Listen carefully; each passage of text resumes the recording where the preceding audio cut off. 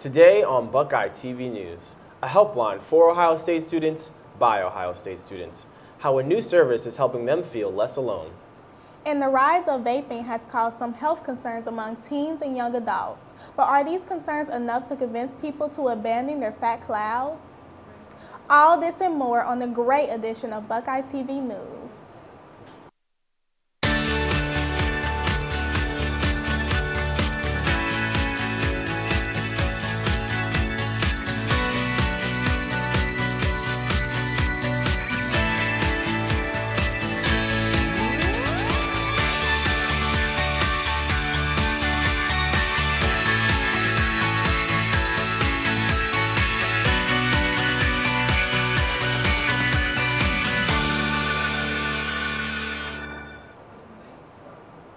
Hello and welcome. You're watching Buckeye TV, your source for all things Ohio State. I'm Daniel McNatt. And I'm Micaiah Brown Davis. Thank you for joining us today. Micaiah Davis has a story about a Buckeye peer access line that was created for students by students. Let's check it out. Buckeye Peer Access Line recently launched 2 months ago. Let's hear the story behind how this got started. So when I was a sophomore, my roommate Emily Kearney and I, she's the co-founder, we were getting sort of upset and disillusioned with some things that were happening on campus. There were a couple pretty public suicide attempts. And it was really upsetting for us to see something like that happen at a university that's so such a big and such an important university, and we excel in so many other places. So I was really wondering, what we could do to help Ohio State excel in terms of mental health resources. So that's when we started thinking that, is there something we can do as a suggestion? So students can call at any time when we're open if they have questions about mental health resources that are available, wellness resources, if they are having problems in their classes and they need someone to talk to. We're here to provide support and a listening ear, and also be able to direct students to campus resources that might be able to help them.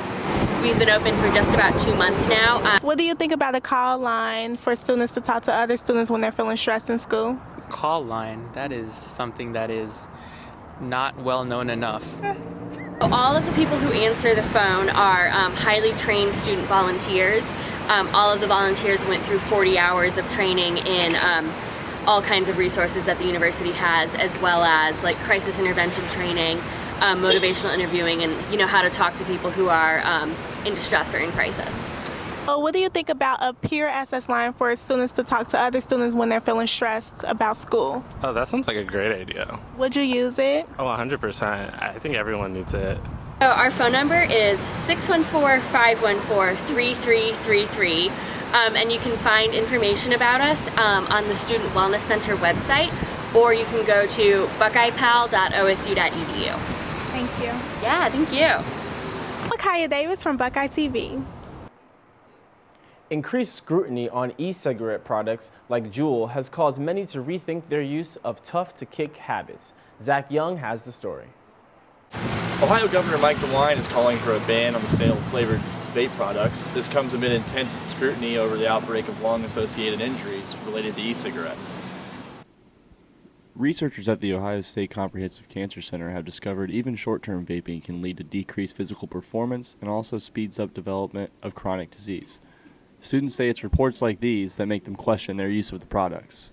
I definitely used to vape, but with the recent reports, I don't feel comfortable about it anymore, so I no longer own a Juul or any other vaping mechanisms for that matter, and I do not plan on having one anytime soon.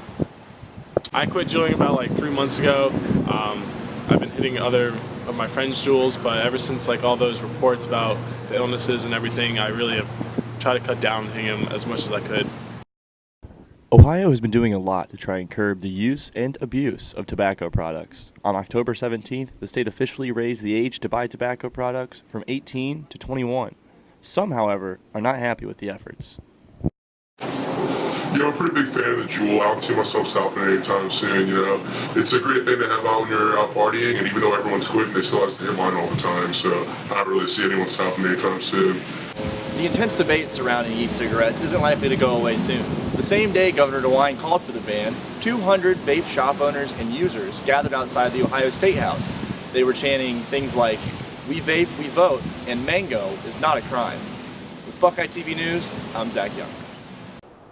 The global climate crisis has become one of the hottest topics worldwide, but the conversations are not cooling down as activists and students join the discussion to save our Earth. Tavian Whitehurst has the story. While climate change is easily one of the biggest issues facing our global community, it still seems like it's getting ignored on the national level. Luckily for Mother Earth, a lot of people, especially young people, are taking actions of their own. The science is very clear that if we do not do anything starting yesterday, there will be catastrophic impacts on our planet during our lifetime. The rise of young activist Greta Thunberg has sparked conversation and activism worldwide. Here's a part of her speech from the 2019 UN Climate Summit, directly to world leaders. My message is that we'll be watching you. People are suffering. People are dying. Entire ecosystems are collapsing. We are in the beginning of a mass extinction, and all you can talk about is money and fairy tales of eternal economic growth. And unfortunately, we're already seeing some catastrophic effects right here in our backyard. There's the potential that our fresh water supply will be harder to work with and everything like that. So, I mean, I already know that it's affected us in Ohio because we can't go to our beaches anymore like we could when I was a kid and stuff because of terrible bacteria and stuff that is just able to populate the lakes at so much faster a rate. With this new wave of environmentalism focusing on the power of the people, it poses the question, what can the people do?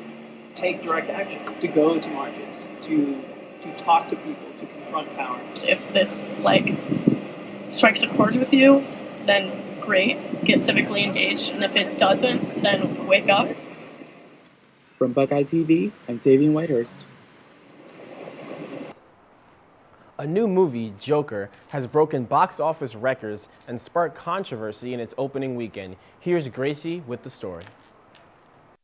Thanks, guys. Todd Phillips's The Joker made $96 million in its opening weekend and also sparked controversy along the way. You just ask the same questions every week. How's your job? Are you having any negative thoughts? All I have are negative thoughts. I'm here at the Gateway Film Center to talk to students about their thoughts on the new movie. But I feel like people needed to see another side to mental illness, so I think people do need to feel uncomfortable like that.